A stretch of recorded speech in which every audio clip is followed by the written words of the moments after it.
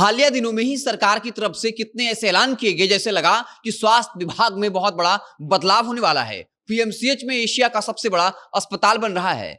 लेकिन इनके वादे और जमीनी हकीकत में आसमान जमीन का फर्क होता है।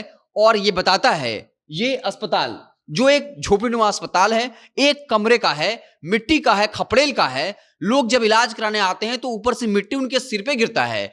और इस अस्पताल की ऐसी कहानी है जिसको जानने के बाद आप जब ये खबरें सुनेंगे कि नीतीश कुमार ने किया फला ऐलान, स्वास्थ्य मंत्री मंगल पांडे का बड़ा ऐलान, अब बिहार के सरकारी अस्पतालों में इतनी सुविधा मिलेगी, अब गांव-गांव में मोहल्ला क्लिनिक खुलेगा, ये सब खबर सुनने के बाद आपको हंसी आ जाएगी।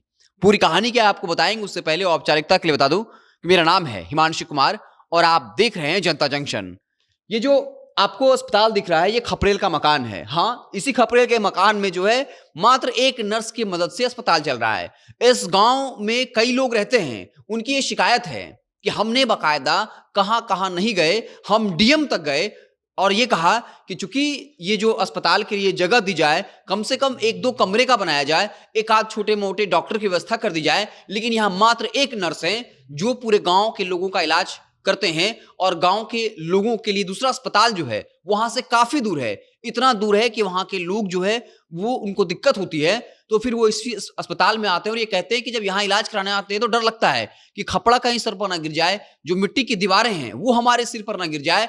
और हम जो है डीएम तक के पास गए, शिकायतें की है, सालों से शिकायत करते करते थक गए हैं, लेकिन जो है अब तक हमें अस्पताल नहीं मिला है। एक तरफ अभी हालिया दिनों की खबरें आई कि कैसे जो है नीतीश कुमार ने जो है पूरे स्वास्थ्य विभाग को बदलने का प्रण ले लिया है। मंगल पांडे पूरे बिहार की स्वास्थ्य व्यवस्था को बदल देंगे और हालिया दिनों में ही बाकायदा पटना में बैठे अधिकारी जो है वो बिहार के हर जिले में सरकारी अस्पताल के जो दलाल हैं उनको बाहर निकाल फेंकेंगे। जो सरकारी अस्पताल के डॉक्टर हैं उनके निजी अस्पताल खोलने पर रोक लगाएंगे। लेकिन यहां तो डॉक्टर साहब ही नहीं हैं। इसके अलावा ये भी खबरें आई थी कि अब सदर अस्पताल छोड़ करके गांव-गांव में मोहल्ला क्लिनिक के तर्ज पर अस्पताल बनेगा, जहां एक कमरे का अस्पताल होगा, कुछ जरूरी दवाइयां होंगी, एक आध डॉक्टर होंगे, बाकी डॉक्टर जो है टेली कॉन्फ्रेंसिंग के जरिए मरीजों का इलाज करेंगे और ये दिल्ली के मोहल्ला क्लिनिक के तर्ज पर होगा। एक तरफ इस तरह के वादे रोज खबरें आती हैं और आपको भी कम से कम लगता है कि हाँ कुछ काम तो हो रहा है, सरकारें काम कर रही हैं, क्योंकि सरकार जानती है काम करो या ना करो लेकिन ऐसा दिखना चाहिए कि वो काम कर रही है। और यही काम इस वक्त नीतीश सरकार कर रही है, क्योंकि अगर जब ऐसी खबरें आती हैं, औरंगाबाद के देव प्रखंड के पहड़ताली इलाके स्थित दुलारी पंचायत का अतिरिक्त प्राथमिक स्वास्थ्य केंद्र की ये स्थिति है, ये अतिरिक्त प्राथमिक स्वास्थ्य केंद्र है जिसके ये हालात हैं, ये सच्चाई है, ये जमीन पर मौजूद है, ये बताता है कि सरकार स्वास्थ्य व्यवस्था को लेकर कितना गंभीर है। जब हम खबर में उलझते हैं तो हमें समझ नहीं आता कि सच्चाई कैसे पता की जाए, लेकिन तभी इस तरह की खबरें सामने आती हैं जो ये बताती है कि नेताओं के वादे या उनके ऐलान में और जो जमीन पर होता है उसमें आसमान जमीन का फर्क होता है। शिक्षा विभाग के साथ साथ स्वास्थ्य विभाग का हजारों करोड़ों का फंड है।